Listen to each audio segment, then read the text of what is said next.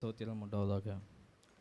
இந்த நாளிலும் தியானத்துக்கு என்று தெரிந்து கொண்ட சங்கீதம் 84வது அதிகாரம். சங்கீதம் 84 பழைய ஏற்பாட்டில் 723வது பக்கம். கித்தீத் என்னும் வாத்தியத்தில் வாசிக்க கோராகின் புத்திரரில் உள்ள ராக தலைவனுக்கு ஒப்புவிக்கப்பட்ட சங்கீதம் இந்த 84வது சங்கீதம். இந்த சங்கீதத்தை எழுதியது யார் என்று நமக்கு குறிப்பிடப்படவில்லை. ஆனாலும் இதில் பயன்படுத்தப்பட்ட வார்த்தைகளை கொண்டு இது தாவீது எழுதின சங்கீதம் என்று வேத ஆராய்ச்சியாளர்கள் சொல்லுகின்றார்கள். இந்த சங்கீதம் மொத்தம் 12 வசனங்களை உடையது. இதனுடைய மைய கருத்து என்னவென்றால், தேவனுடைய ஆலயத்தை பற்றினது. தேவனுடைய ஆலயம் எப்படிப்பட்டது, அந்த ஆலயத்தில் பிரவேசிக்கின்ற தேவ ஜனங்கள் எப்படிப்பட்டவர்கள் என்ற 2 வெளிப்பாடுகளை இந்த சங்கீதம் நமக்கு வெளிப்படுத்துகின்றது. இந்த சங்கீதத்தை நாம் 2 பிரிவுகளாக பிரித்து தியானிக்க போகின்றோம். முதலாவது தேவ ஆலயம். தேவ ஆலயம் எப்படி இருக்க வேண்டும், தேவ ஆலயம் எப்படி இருந்தது, தேவ ஆலயம் எப்படி இருக்கின்றது என்ற தலைப்புகளின் கீழ் இதை நாம் தியானிக்க போகின்றோம். இரண்டாவதாக, தேவ ஆலயத்துக்குள் பிரவேசிக்கின்ற ஜனங்கள் எப்படிப்பட்டவர்கள், தேவ ஆலயத்துக்குள் பிரவேசிக்கின்ற ஜனங்களுக்கு தேவன் செய்கின்ற கிருபை என்ன என்பதையும் நாம் பார்க்க போகின்றோம். எனவே இது 2 பிரிவுகளாக பிரித்து நாம் தியானிக்க இருக்கின்றோம். முதலாவது தேவ ஆலயம், இரண்டாவது அந்த ஆலயத்துக்குள் பிரவேசிக்கின்ற தேவ ஜனங்கள். சூழ்நிலையின் காரணமாக இன்று நாம் தேவ ஜனங்களை, ஆலயத்துக்குள் பிரவேசிக்கின்ற தேவ ஜனங்களை பற்றி தியானித்து, வருகின்ற வாரத்தில் தேவ ஆலயத்தை பற்றி நாம் தியானிக்க கர்த்தர் நமக்கு கிருபை பாராட்டுவாராக. ஹல்லேலூயா, ஹல்லேலூயா. தியான வசனம் 4. உம்முடைய வீட்டில் வாசமாய் இருக்கிறவர்கள் பாக்கியவான்கள், பாக்கியவான்கள். அவர்கள் எப்பொழுதும் உம்மை துதித்து கொண்டிருப்பார்கள். ஹல்லேலூயா. இந்த நேரத்தில் கர்த்தருடைய வீடு என்று சொல்லப்பட்ட தேவ சபையில் வாசம் பண்ணுகின்ற நாம் அனைவரும், நீங்கள் அனைவரும் பாக்கியவான்கள், பாக்கியவதிகள். ஹல்லேலூயா, ஹல்லேலூயா. தேவன் எத்தனையோ பேருக்கு இல்லாத கிருபையை இங்கு அமர்ந்திருக்கின்ற நமக்கு கர்த்தர் கொடுத்திருக்கின்றார். இந்த வசனம் மிக அழகாக சொல்லுது, வாசம் பண்ணுகிறவர்கள். நான் போன வாரம் சபைக்கு போனேன், இந்த வாரம் என் சூழ்நிலை சபைக்கு போக முடியல. இல்லை, என் சூழ்நிலை இப்படி இருக்குது, நான் சபைக்கு செல்வதை முயற்சி செய்தேன், அதுக்கான பிரயாசங்களை ஏறெடுப்பேன். அந்த கூட்டத்தாரும் அல்ல. லைவ் இப்போ யார் வாசம் பண்ணுறாங்களோ, இப்போ யார் இந்த நிமிஷம் யாரெல்லாம் தேவ சபையில் அமர்ந்திருக்கின்றார்களோ அவர்கள் பாக்கியவான்கள். ஏன்னா வேதம் சொல்லுது, நான் திருடனை போல இயேசு வருவாராம். திருடன் வருகிறது போல நான் வருவேன். எப்போ வருவேன், எப்படி வருவேன், அதெல்லாம் சொல்ல யாருக்கும் தெரியாது. ஆனால் நான் வருவேன். அதனால் தேவ சபைக்கு நம்ம கொடுக்க வேண்டிய கனத்தையும் மகிமையும் நாம் கண்டிப்பாக கொடுக்க வேண்டும். ஏன் பாக்கியவான்கள்? தேவன் சபையில் வந்திருக்கின்ற நாம் பாக்கியவான்கள் என்று தாவீது சொல்கிறார். ஏன் அந்த பாக்கியம் நமக்கு கிடைத்தது என்றால், 12வது வசனம், சேனைகளின் கர்த்தாவே உம்மை நம்பி இருக்கிற மனுஷன் பாக்கியவான். ஹல்லேலூயா. நாம் ஏன் தேவ சபைக்கு வந்தோம், நம்ம ஏன் தேவனை ஆராதிக்க வந்தோம், நம்ம ஏன் தேவனுக்கு காணிக்கையை கொடுக்க வந்தோம், நாம் ஏன் தேவனுடைய சமூகத்தில் தேவனை நோக்கி நம்முடைய விண்ணப்பங்களை வைப்பதற்கு வந்தோம்? நான் தேவனையே நம்பி இருப்பதால். அல்லேலூயா. இந்த உலகத்தில் எத்தனையோ தேவர்கள் இருக்கின்றார்கள், எத்தனையோ தெய்வங்கள் இருக்கின்றது. அதன் மேலையெல்லாம் என் நம்பிக்கையை வைக்காம, நான் ஆராதனை செய்கின்ற தேவன் உண்மையுள்ளவர், நான் ஆராதனை செய்கின்ற தேவன் எனக்காக எல்லாவற்றையும் செய்து முடிப்பவர், நான் ஆராதனை செய்கின்ற தேவன் எனக்காக எல்லாவற்றையும் செய்து முடித்தவர் என்ற நம்பிக்கையை அவர் மேல் வைத்து இந்த சபையிலே அமர்ந்திருப்பதால் நாம் பாக்கியவான்கள். அல்லேலூயா, அல்லேலூயா.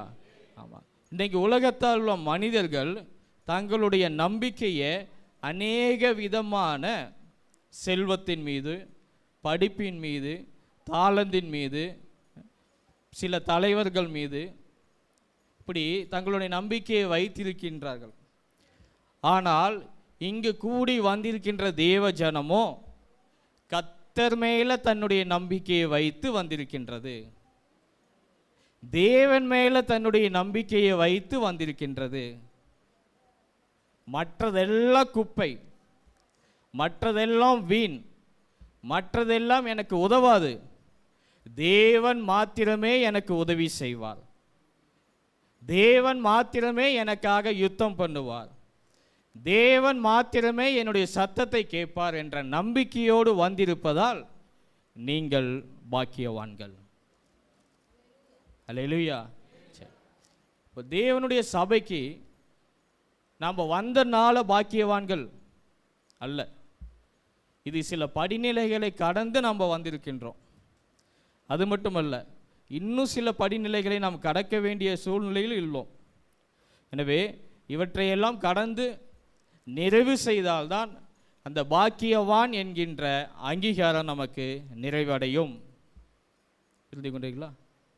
இன்றைக்கி உலகத்தில் எத்தனையோ பேர் எத்தனையோ விதமாக அழைக்கப்படுகின்றார்கள். ஒவ்வொருத்தருக்கும் ஒவ்வொரு விதமான புனைப்பெயர்கள், பட்ட பெயர்கள் இப்படி நிறைய கொடுக்குறாங்க.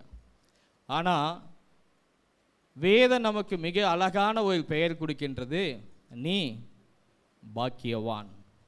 அல்லேலூயா. பாக்கியவான் சொல்லுங்க, நான் பாக்கியவான், நான் பாக்கியவான். எவ்வளோ ஒரு கர்வம் இருக்குது பார்த்தீங்களா? நான் பாக்கியவான். அல்லேலூயா. டாக்டர் பட்டம் போட்டால் கூட இப்படி ஒரு கர்வம் வராது.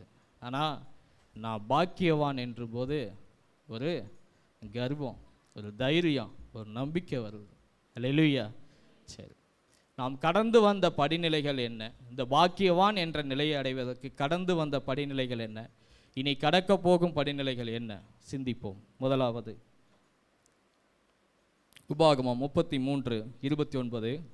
இஸ்ரவேலே, நீ பாக்கியவான், கர்த்தரால் ரட்சிக்கப்பட்ட ஜனமே, உனக்கு ஒப்பானவன் யார்? அல்லேலூயா. நான் பாக்கியவான் என்ற இந்த அந்தஸ்துக்கு வருவதற்கு எனக்குள் நடந்த முதலாவது காரியம் ரட்சிப்பு. அல்லேலூயா. நான் பாக்கியவான் எதனால் ஆன? தேவனுக்குள்ள கிறிஸ்துவை ஏற்றுக்கொண்டு ரட்சிக்கப்பட்டதால் பாக்கியவான் ஆயிருக்கேன். இன்னைக்கு ரட்சிக்கப்படாத அநேக ஜனங்கள் உண்டு, தேவனை அறியாத அநேக ஜனங்கள் உண்டு. அவர்கள் மத்தியில் தேவன் என்னை முன்குறித்து, தேவன் என்னை பெயர் சொல்லி அழைத்து, தேவன் என்னுடைய கரத்தை தூக்கி எடுத்து பாவ வாழ்க்கையிலிருந்து என்னை மீட்டு எடுத்ததால் நான் பாக்கியவான். இரண்டாவது சங்கீதம் 1:2. கர்த்தருடைய வேதத்தில் பிரியமாயிருந்து இரவும் பகலும் அவருடைய வேதத்தில் தியானமாய் இருக்கிற மனுஷன் பாக்கியவான். ரட்சிக்கப்பட்டேன், தேவனை ஏற்றுக்கொண்டுவிட்டேன். அடுத்து நான் செய்ய வேண்டிய காரியம் வேதத்தை தியானிக்கணும், வேதத்தை வாசிக்கணும், அந்த வேதத்தில் பிரியமாய் இருக்கணும். இப்படி நடந்தால் நான் பாக்கியவான். அல்லேலூயா. மூன்றாவது சங்கீதம் 128:1. கர்த்தருக்கு பயந்து அவர் வழிகளில் நடக்கிறவன் எவனோ அவன் பாக்கியவான். ரட்சிக்கப்பட்டேன், பாக்கியவான் ஆனேன். வேதத்தை வாசிக்கிறேன், பாக்கியவான் ஆனேன். அந்த வேதம் எனக்கு என்ன கற்றுக் கொடுக்கின்றதோ, வேதம் எனக்கு என்ன போதிக்கின்றதோ, உன்னுடைய வாழ்க்கை எப்படி இருக்க வேண்டும், உன்னுடைய குடும்பம் எப்படி இருக்க வேண்டும், உன்னுடைய திருச்சபை எப்படி இருக்க வேண்டும், உன்னுடைய ஊழியங்கள் எப்படி இருக்க வேண்டும், உன்னுடைய செய்கைகள் எப்படி இருக்க வேண்டும், உன்னுடைய நடத்தைகள் எப்படி இருக்க வேண்டும் என்று வேதம் எனக்கு என்ன கற்றுக் கொடுக்கின்றதோ, மனுஷன் கற்றுக் கொடுக்கின்ற விதமாய் அல்ல, உலக ஜனங்கள் கற்றுக் கொடுக்கின்ற விதமாய் அல்ல, ஏன் ஊழியக்காரர்கள் கற்றுக் கொடுக்கின்ற விதமாய் அல்ல, வேதம் எனக்கு என்ன சொல்லுதோ அதன்படி நடக்கின்ற மனுஷன் பாக்கியவான். அடுத்து மத்தேயு 5:8, இருதயத்தில் சுத்தமுள்ளவர்கள் பாக்கியவான்கள். அல்லேலூயா. தேவனை ஏற்றுக்கொண்டேன். அடுத்து வசனத்தை வாசித்தேன். அடுத்து அந்த வசனத்தைப்படி நடக்கிறேன். ஆனால் என் உள்ளம் எப்படி இருக்கணும்? அல்லேலூயா. வசன வாழ்க்கை வாழ்ந்து கொண்டு, தேவனை ஆராதித்து கொண்டு, வசனத்தை படித்து கொண்டு, வேதத்தை வாசித்து கொண்டு, என்னுடைய உள்ளம், என்னுடைய இருதயம் கசப்பாக இருக்கக்கூடாது, அழுக்காக இருக்கக்கூடாது, இருளாக இருக்கக்கூடாது. சுத்தமுள்ள இருதயமாக இருக்கணும். அப்படி என்னுடைய இருதயம் காணப்பட்டால் நான் பாக்கியவான். அல்லேலூயா.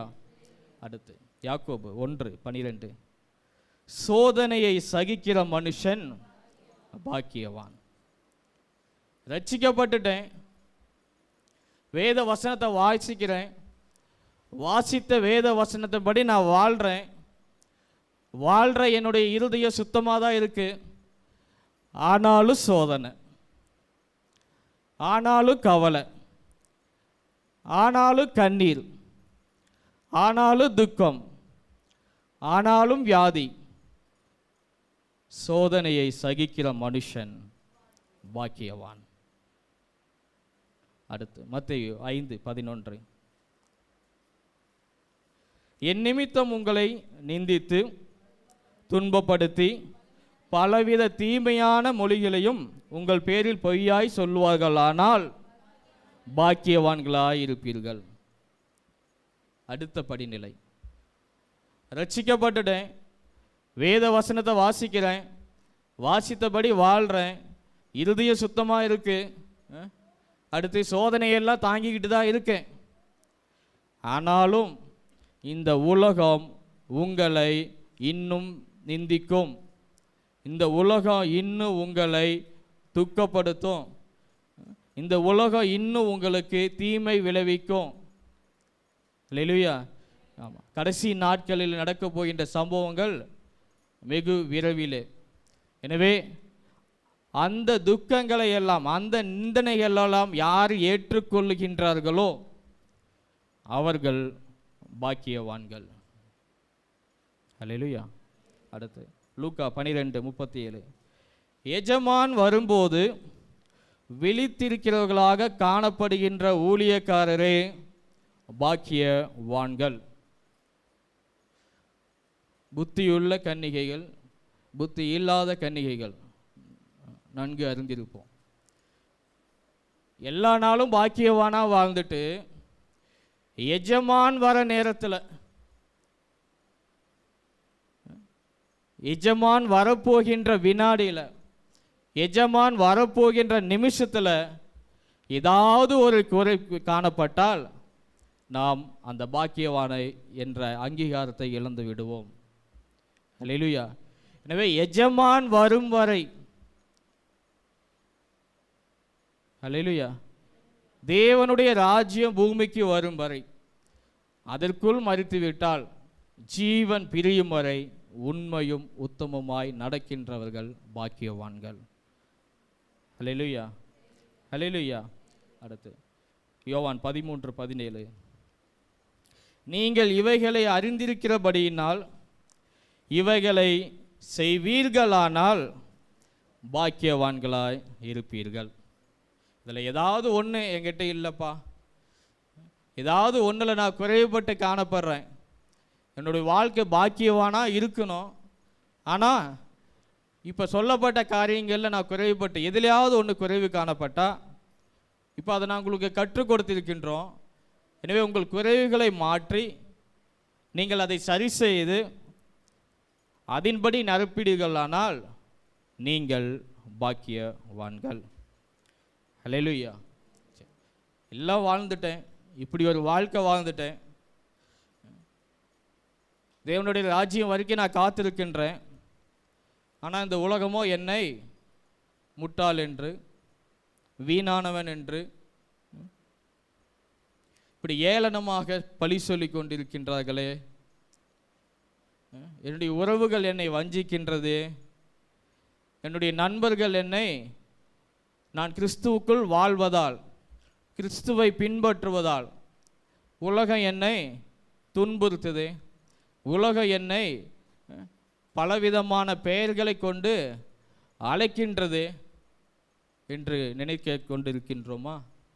வேதம் சொல்லுது, மல்கியா 3:13, அப்பொழுது எல்லா ஜாதிகளும் உங்களை பாக்கியவான் என்பார்கள். அல்லேலூயா. இப்படியெல்லாம் நம்முடைய வாழ்க்கையை வாழ்ந்து தேவனுடைய ராஜ்யத்தில் நம்ம பிரவேசிக்கும் போது நம்மளை பார்த்து யாரெல்லாம் ஏளனமாய் பேசினார்களோ, கிறிஸ்துவின் வாழ்க்கையை வாழ்ந்த நம்மை பார்த்து எந்த உறவுகளெல்லாம் ஏளனமாய் பேசினதோ, எந்த உறவுகளெல்லாம் நம்மை தூஷித்ததோ, எந்த இனமெல்லாம் நம்மை கடிந்து கொண்டதோ, அந்த இனம் அந்த ஜனம் நம்மளை பார்த்து அறிக்கையிடும், இவர்கள் பாக்கியவான்கள். அல்லேலூயா, அல்லேலூயா. எனவே கற்றுக்கொண்டவற்றில் நாம் நிலைத்திருப்போம். என்னுடைய வாழ்க்கையில், நம்முடைய வேதம் வேதம் நமக்கு பாக்கியவான் என்ற ஒரு அங்கீகாரத்தை கொடுத்திருக்கின்றது. ஆனால் சூழ்நிலைகளின் காரணமாக நம்முடைய வாயிலிருந்து சில வார்த்தைகள் வந்திருக்கும். நான் ஏன் தான் இந்த உலகத்தில் பிறந்தேனோ, நான் ஒரு அதிர்ஷ்டம் இல்லாதவன், ராசி இல்லாதவன், நான் இந்த வீட்டுக்கு பிரயோஜனம் இல்லாதவன், இந்த குடும்பத்துக்கு பிரயோஜனம் இல்லாதவன், எனக்கு எந்த ஒரு தாளந்தும் இல்லாத ஒரு மக்கா இருக்கு, நான் ஒரு முட்டாளாக காணப்படுறேன். இப்படி தேவனை துக்கப்படுத்துகின்ற அநேக வார்த்தைகள் நம்முடைய வாயிலிருந்து வந்திருக்கலாம். சூழ்நிலைகள் காரணமாக நம்ம ஏதாவது ஒன்று சொல்லியிருக்கலாம், அது தேவனை விசனப்படுத்தியிருக்கலாம். இப்பொழுது நம்ம சொல்ல போகிறோம், ஆண்டவரே நான் பாக்கியவான். அல்லேலூயா.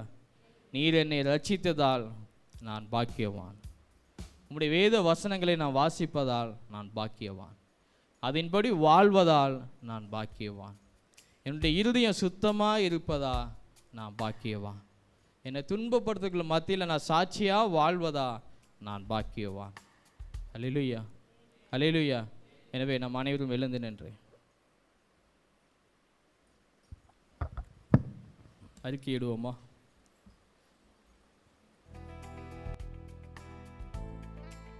அனைவரும் அறிந்த பாடலை வேதாங்களை கீழே வைத்து கரங்களை தட்டி உள்ளத்தின் ஆழத்தில் சொல்ல போறோம். உம்மை நம்பும் நான் பாக்கியவான், உம்மையே நம்பி இருப்பேன். உம் அன்பை நம்பும் நான் பாக்கியவான், உம் அன்பையே நம்பி இருப்பேன். தேவனை பார்த்து சொல்ல போறோம், நான் பாக்கியவான். சொல்லுவோமா? உம்மை நம்பும் நான் பாக்கியவான், உம்மையே நம்பி இருப்பேன். கரங்களை தட்டி உம் அன்பை நம்பும் நான் பாக்கியவான், உம்மையே நம்பி இருப்பேன். உம்மை நம்பும் நான் பாக்கியவான், உம்மையே நம்பி இருப்பேன். உம் அன்பை நம்பும் நான் பாக்கியவான், உம் அன்பையே நம்பி இருப்பேன். உம்மை நம்புவேன், உம்மை நம்புவேன், உம்மையே நம்பியிருப்பேன்.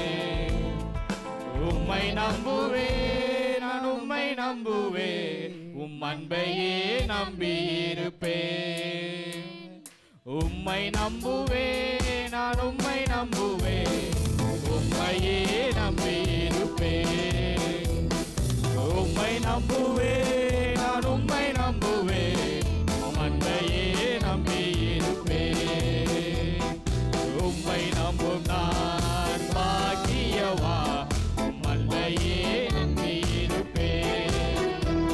உம் அன்பை நம்பும் நான் பாக்கியவா, உம் அன்பையே நம்பியிருப்பேன். நீதானே துணையானே, கேடகமுமானே. நீதானே துணையானே, கேடகமுமானே. என்னை நினைப்பவரே, ஆசீர்வதிப்பவரே. என்னை நினைப்பவரே, என்னை ஆசீர்வதிப்பவரே. உம்மை நம்புவேன், நான் உம்மை நம்புவேன், முடிவு பரியந்தம் உம்மை நம்புவேன். உம்மை நம்புவேன், நான் உம்மை நம்புவேன், முடிவு பரியந்தம் உம்மை நம்புவேன். உம்மை நம்பணும் பாக்கியவான், உம்மையே நம்பியிருப்பேன். உம் அன்பை நம்பும் நான் பாக்கியவான், உம் அன்பையே நம்பியிருப்பேன். உம்மை நம்பும் நான் பாக்கியவான், உம் அன்பையே நம்பியிருப்பேன். உம் அன்பை நம்பும் நான் பாக்கியவான், உம் அன்பையே நம்பியிருப்பேன். உம்மை நம்பும் மனிதர்கள் யாவரையும் கிருபை சூழ்ந்து கொள்ளும். உம்மை நம்பும் மனிதர்கள் யாவருக்கும் உம் நன்மை மிகுந்திருக்கும். குற்றப்பட்டு போவதில்லை, நான் வெட்கப்பட்டு போவதில்லை. குற்றப்பட்டு போவதில்லை, நான் வெட்கப்பட்டு போவதில்லை. உம்மை நம்புவேன், நான் உம்மை நம்புவேன், முடிவு பரியந்தம் உம்மை நம்புவேன். உம்மை நம்புவேன், நான் உம்மை நம்புவேன், முடிவு பரியந்தம் உம்மை நம்புவேன். உம்மை நம்பும் நான் பாக்கியவான், உம்மையே நம்பியிருப்பேன். உம் அன்பை நம்பும் நான் பாக்கியவான், உம் அன்பையே நம்பியிருப்பேன். உம்மை நம்பும் நான் பாக்கியவான், உம்மையே நம்பியிருப்பேன். உம் அன்பை நம்பும் நான் பாக்கியவான், உம் அன்பையே நம்பியிருப்பேன். உம்மை நம்புவேன், உம்மை நம்புவேன், உம்மையே நம்பியிருப்பேன். உம்மை நம்புவேன், நான் உம்மை நம்புவேன், உம்மையே நம்பியிருப்பேன். உம்மை நம்புவேன், நான் உம்மை நம்புவேன், உம்மையே நம்பியிருப்பேன். உம்மை நம்புவேன்,